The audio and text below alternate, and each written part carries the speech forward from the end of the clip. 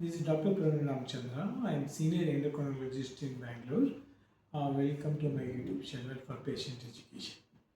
Today we'll be learning about. Hey everyone, and welcome! Today we're diving into something really practical, a guide to healthy eating for managing diabetes that's actually built around delicious Telugu-PRAVEEN. And this isn't just some random diet plan, it's straight from a doctor. So let's get right into it. So right off the bat, I want to be super clear about where this information comes from. This is a patient education guide, and it's from Dr. Praveen Ramachandra. He's a senior endocrinologist at the DiaPlus Endocrinology Clinic in Bangalore. So everything we're about to cover is his expert medical guidance. We're just here to walk you through it and make it easy to digest. Okay, so here's what we've got on tap. We'll look at the doctor's guide to eating, the plate philosophy, a full day on the plan, your go-to foods, what to do on special occasions, and finally, your first step. Let's go. All right, first up, a doctor's guide to eating. The big idea here is understanding why you're making certain food choices. See, Dr. Ramachandra's whole approach isn't about telling you all the things you can't have. It's the exact opposite, actually. It's about giving you the knowledge to understand how food works in your body so you feel empowered to make great choices day in and day out. Okay, now we're getting to the heart of it all. This is what Dr. Ramachandra calls the plate philosophy. And honestly, it all comes down to two super simple core principles for keeping your blood sugar in check. Let's break them down. And here it is, principle number 1. Honestly, this is a total game changer. It's called the balanced plate formula. Just look at this. For your main meals, lunch and dinner, your plate should look like this. Half of it, 50%, filled with vegetables. Then, about 30% is your cereal. Think millets or red rice. And the last 20% is for protein. So why this specific ratio? Well, it's kind of genius, really. The veggies are packed with fiber, which slows everything down. The protein keeps you full and also helps manage that sugar response. And the complex carbs, they give you that slow, steady energy release. It's like a perfect little system right there on your plate. Okay, the second big principle is all about understanding something called GI and GL. Now don't worry, these terms sound way more complicated than they are. Just think of the Glycemic Index, or GI, as a speed rating for food. It tells you how quickly a food is going to raise your blood sugar. And what we're looking for is a low number, because lower means slower. And slower is definitely better. It means you get stable energy, not a big sugar rush. And Glycemic Load, GL, that just factors in how much you're eating. Dr. Ramachandra's guide really emphasizes that just focusing on these low GI foods is a fantastic way to go. All right, theory is great, but what does this actually look like in real life? Let's walk through a sample day meal by meal. This is based on the 1600 calorie plan from Dr. Praveen Ramachandra's guide, and you're going to see just how delicious this can be. So, we're starting the day nice and early, between 6:30 and 7 a.m. And it's super simple. Just a few soaked almonds, or a couple of walnut halves, or a tablespoon of roasted peanuts. The point here is that these are all low GI, packed with healthy fats and protein. It's just enough to get your metabolism going without any kind of sugar spike. Okay, on to breakfast, around 8 to 8:30. And look at these options.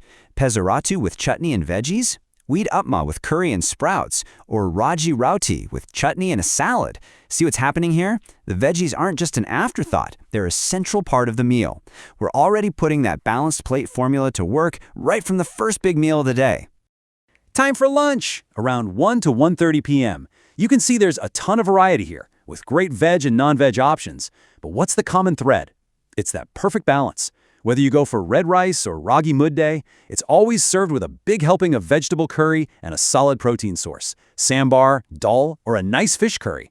That 50-30-20 rule is in full effect. You know that mid-afternoon slump? That hunger that hits around 4:30? Yeah, this plan has you covered. A smart snack is built right in. Things like roasted chickpeas, boiled peanuts, or some steamed sprouts with a bit of lemon. They're full of fiber and protein, which is perfect for stabilizing your blood sugar and making sure you don't feel famished by dinner time.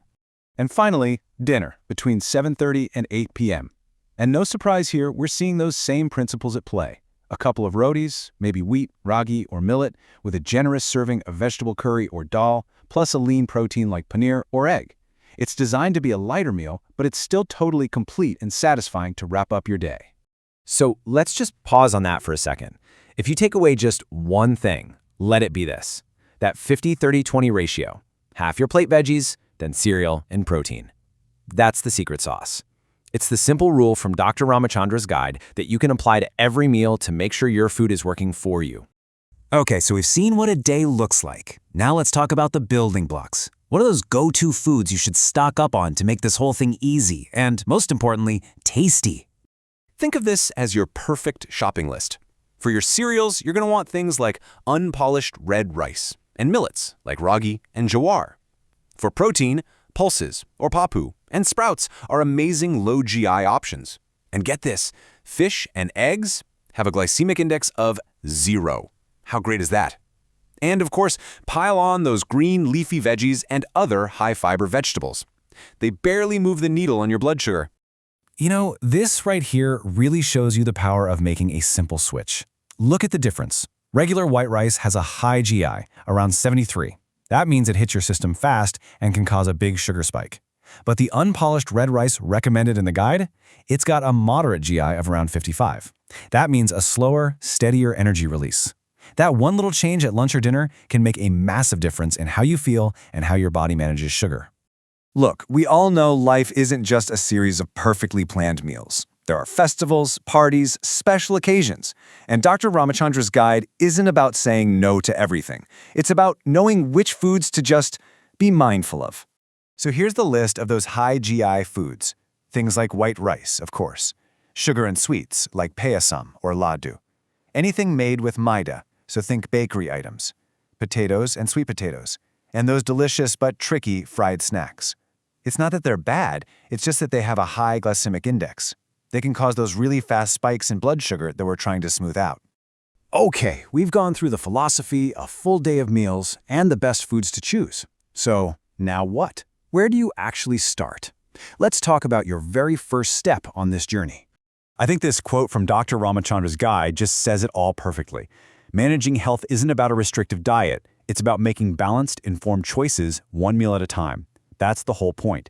It's not about restriction, it's about empowerment. It's not about perfection. It's about focusing on just your next meal and making one good choice. So, that's what I want to leave you with. Don't think about changing your entire life tomorrow. Just think about your very next meal. What's one healthy choice you can make? Maybe it's adding a handful of extra vegetables. Maybe it's trying red rice instead of white. What's that one small thing you're going to do? Because that, right there, is how it all starts.